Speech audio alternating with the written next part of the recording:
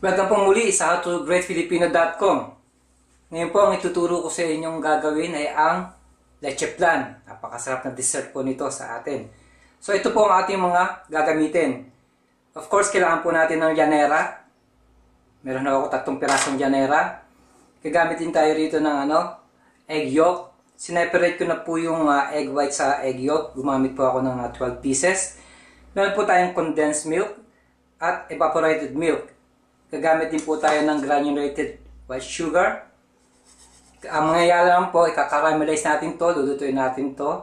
Tapos ipapakita ko sa inyo yung susunod na step. At gagamit din po tayo ng aluminum foil at steamer. Ngayon po, mangyayari lang, i-mix na natin lahat ng mga ingredients, yung gatas na malapot at gatas na malabnaw.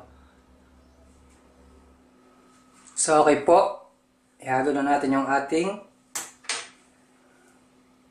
condensed milk.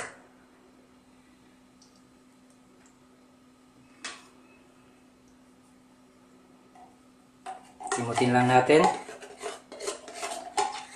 Make sure na walang masasayang. Tapos, sunod na natin yung evap. Paggatas na malabnaw. Tapos, nangyari lang, haluin na natin siya ng maayos. Yung halong-halo siya na wala kayong makikita mga small particles.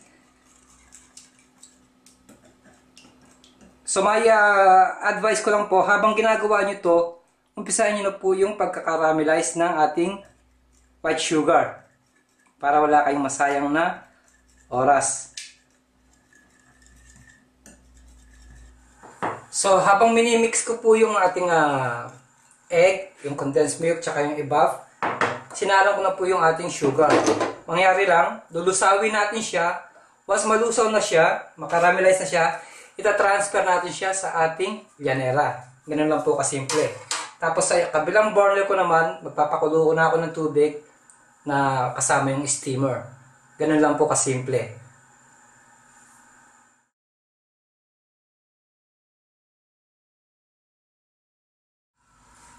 So okay na po yung ating sugar.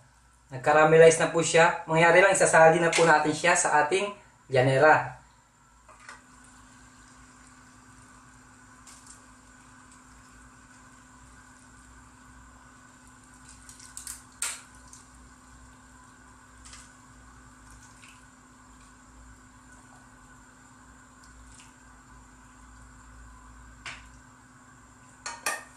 Okay, yan po. So mangyayari niyan, medyo spread out nyo lang siya.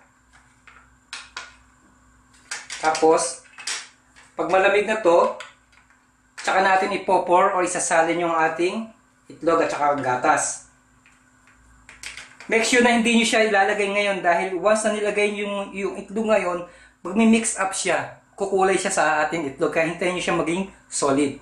Tapos po, papakita ko na kasi sa inyo kung ano yung susunod na ating gagawin. Okay po, tuloy-tuloy rin tayo. Na-mix ko na po na maayos yung ating itlog at ang ating gatas. So mangyari lang, solid na po siya. Pwede na natin siyang i-transfer.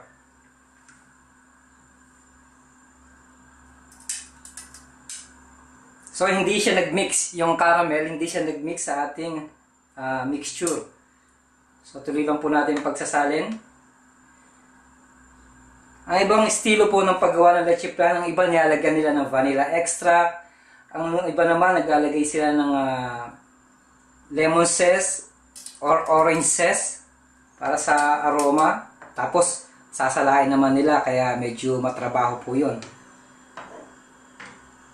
Ito simpleng-simple lang po, basic na paggawa ng leche flan. Ang iba naman po sinasama yung egg white, pamparami ng volume ng kanilang leche flan.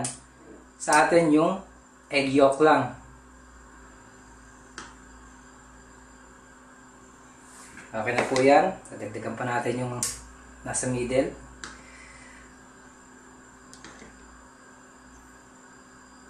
So, ngayon, puno na po yung ating llanera. Mangyari lang, tatakpan na po natin siya ng aluminum foil. Yung 3 na to. Tapos, lalagyan na natin siya sa ating steamer.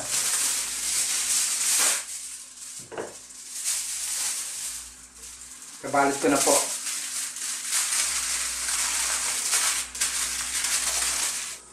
Okay po, kumukulo na yung ating tubig. Kasama ng steamer. So, mangyari lang, ililay down na natin or ihahanin na natin yung ating nagawang mixture.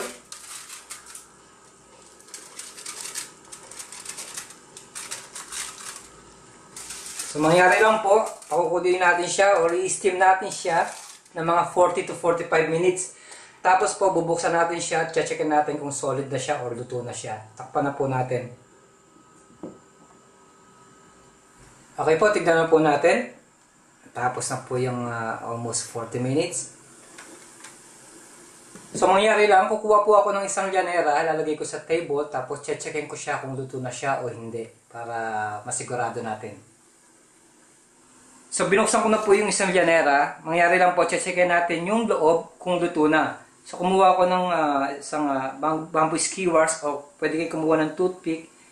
So, once na may sumama, ibig sabihin, hindi pa siya luto. Ito ngayon, medyo wala na siyang sumama, konting minuto pa, maluluto na siya. So, tatakpan uli natin siya.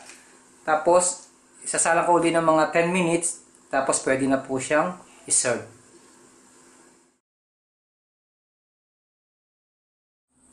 Okay po, ito na ang ating finished product na leche flan. Napaka-perfect po, buti na lang na gawa ko to ng maayos.